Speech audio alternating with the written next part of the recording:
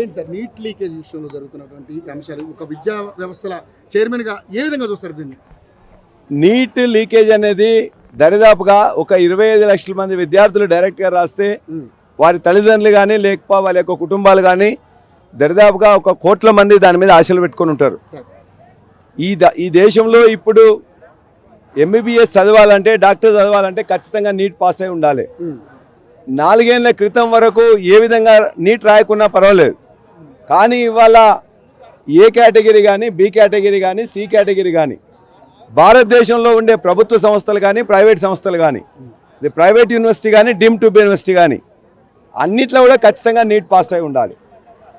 ఆ neat pass అయి ఉండాలని చెప్పేసి అనుకున్నప్పుడు ఆ నీట్ ఎగ్జామ్ని సరిగ్గా కండక్ట్ చేయించలేని అంత అశక్తత ఈ ప్రభుత్వం దగ్గర ఉందంటే ఖచ్చితంగా దానికి బాధ్యులు ఎవరో వారు రాజీనామా చేసి వారికి వారే తొలగాలి. ఫస్ట్ మాకు సంబంధం లేదు, నేను రాజీనామా చేస్తున్నాను, ఇందులో మీరు ఎంక్వైరీ చేయమని చెప్పేసి అడగాల్సిన బాధ్యత మంత్రుల మీద అధికారుల మీద ఉంటుంది.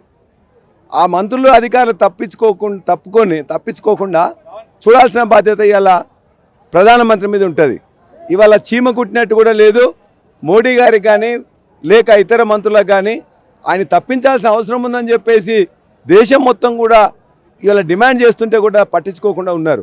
అందుకే ఖచ్చితంగా 25 రోజుల నుంచి సోనం వాంగ్చుక్ గారు ఇవాళ ఏదైతే వారు ఆమరణ నిరాహార దీక్ష చేసి విద్యార్థులకు అండగా ఉంటే దానికి అనేక రంగులు ఉడవాలని ప్రయత్నం చేసిండ్రు. వాళ్ళు టెర్రరిస్టులని, పాకిస్తాన్ నుంచి సహాయం అందుతుందని, వాళ్ళు మత విద్వేషకులని రకరకాలుగా వాళ్ళందరి మీద కూడా ఇవాళ అనేక ఆరోపణలు చేసిండ్రు. అవన్నీ కూడా ఉట్టియే, మొత్తం టీవీలు కానీ పేపర్లు కానీ రాయకుండా కూడా వాళ్ళని బెదిరించిండ్రు.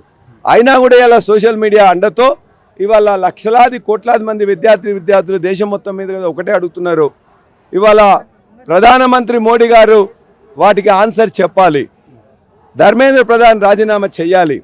మా మీద అన్యాయంగా ఇవాళ ఎవరినైతే విపరీతంగా కొట్టి వాళ్ళందరినీ కూడా అరెస్ట్ చేసి వాళ్ళందరి మీద కేసులు పెట్టినరో వాళ్ళందరి మీద కూడా కేసులు పెట్టకుండా చూడాలి. కేసులు అనవసరంగా పెల్లెట్ గన్స్ కూడా ఇలా ప్రయోగించినరో ఆ పోలీసుల మీద, ఆ ఆర్మీ మీద, వారి మీద కూడా చర్య తీసుకోవాలని చెప్పేసి ఇవాళ మొత్తం జంజీ మొత్తం కూడా కోరుతున్నది. నిరసనకారుల పేరుతోటి ఒక దేశానికి విచ్ఛిన్నకరమైనటువంటి పరిస్థితి తీసుకొచ్చి ప్రభుత్వ ఆస్తులను ధ్వంసం చేసి అనేక రకాల కార్యక్రమాలు చేస్తున్నారు. సో దీంట్లో సిజేపీ అనేది ఒక ఎవరు మీరు చూసిండ్రా ఎక్కడ ఏ ఆస్తులు ధ్వంసం? మీరు అడిగే ప్రశ్నకు మీరు ఎక్కడ ఎవరి ఆస్తులు ధ్వంసం చేసిండ్రు?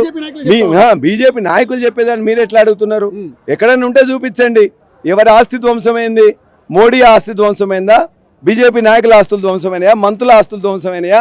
ఎక్కడైనా ఈ విధంగా మీడియానే ఇవాళ వారికి విద్యార్థుల వ్యతిరేకంగా మాట్లాడడం దురదృష్టకరం. పోలీస్ వాహనాలను ధ్వంసం చేయలేదు.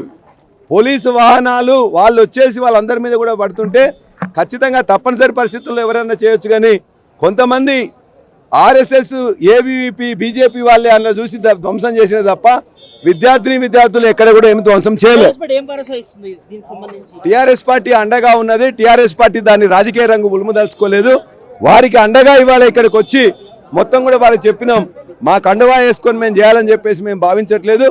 ఖచ్చితంగా ఇవాళ ఏదైతే ఇవాళ కేసీఆర్ గారు ఆదేశానికి అనుగుణంగా కేటీఆర్ గారు ఇక్కడికి వచ్చి వేలాది మంది కదా టీఆర్ఎస్, బీఆర్ఎస్కి సంబంధించిన విద్యార్థులందరూ కూడా వచ్చి ఇవాళ మద్దతుగా జంతర్ మంతర్లో వారి మీద జరిగిన అరాచకానికి వ్యతిరేకంగా ఇవాళ ఇక్కడికి రావడం జరిగింది.